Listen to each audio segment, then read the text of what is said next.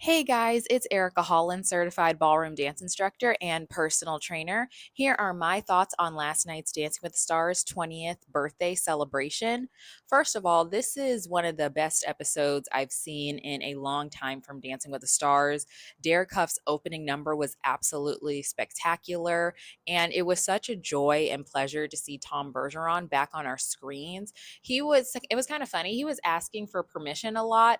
From my perspective, he could run around the Dancing with the Stars ballroom in his underwear. This is his show. He helped create the success that it was. So I'm really glad that they gave Tom his flowers last night because he really deserved it. And it was so amazing seeing him back on our television screens on the Dancing with the Stars ballroom floor.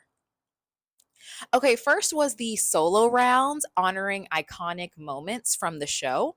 First, we had Elaine and Alan with the salsa. I really enjoyed the solo section that she did. She also has improved so much in her turns. The one comment that I would give Elaine is to make sure that in salsa dancing that you keep your feet very compact, like right underneath your hips. When you take too wide of a steps in the salsa, it limits your hip action.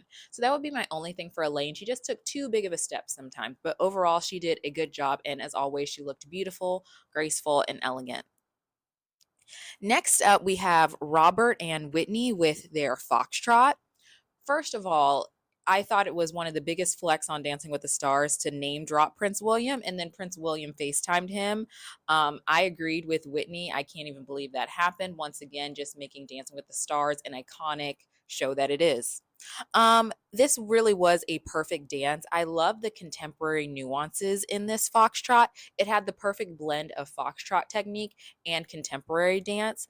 I'm really glad that Carrie Ann bypassed the lift that she saw because this really was such a well choreographed dance. And honestly, in my experience, I have been to American Smooth competitions. The foot comes off the floor and the couple wins first place. So sometimes Carrie Ann can be a little too critical with the lifts because I have gone to ballroom dance competitions and seen the exact same thing happen and the couple wins first place. So it really is subjective to the judge about lifts. But overall, Robert and Whitney did a beautiful job. All right, next up we have Andy and Emma. As we all know, Andy was eliminated last night. I really want to take this time to just compliment Emma. I have been in her shoes. I have worked with students like Andy, and it is not easy. I know Emma gave her heart, blood, sweat, and tears to that man, to the choreography, to the training, and the practicing. So I really applaud Emma for her strength and her courage and her tenacity because even though Andy is such a lovable person, I understand what it's like to teach someone with negative dance experience. Like just zero, zilch, not a none. So hats off to Emma Slater. She did an amazing job this season. Next up, we have Dylan and Daniela with their Argentine tango.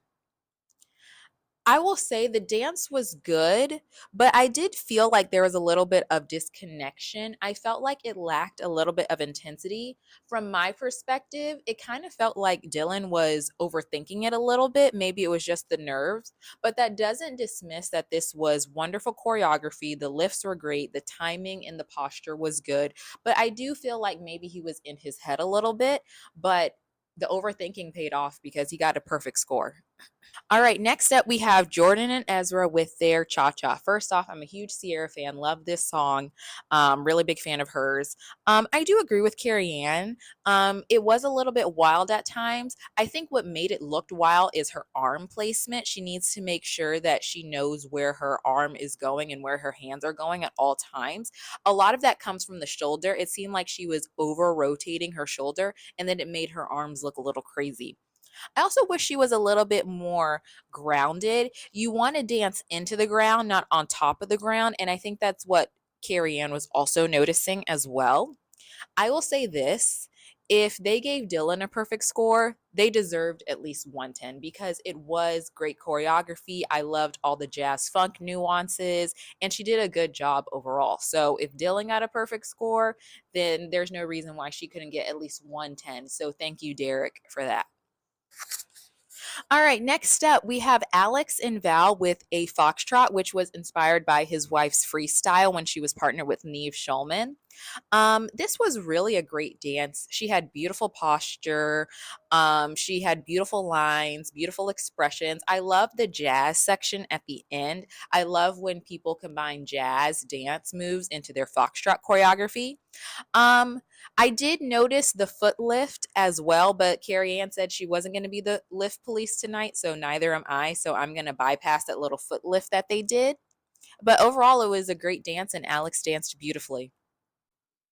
Okay, last up, we have Whitney and Mark with their Argentine tango. I will say, technique wise, this was the best dance of the night. In the words of Lynn Goodman, there was no messing around.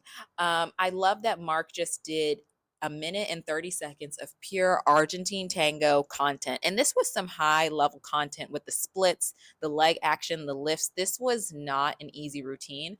I know for me, being very open and honest, tango is my hardest dance. It doesn't matter if it's American, international, or Argentine tango. That's one of my hardest dances as a professional. So they were doing some high level tricks and content. And once again, I just admire Mark for his choreography, the amount of content he put in it, and Whitney did a beautiful job executing it.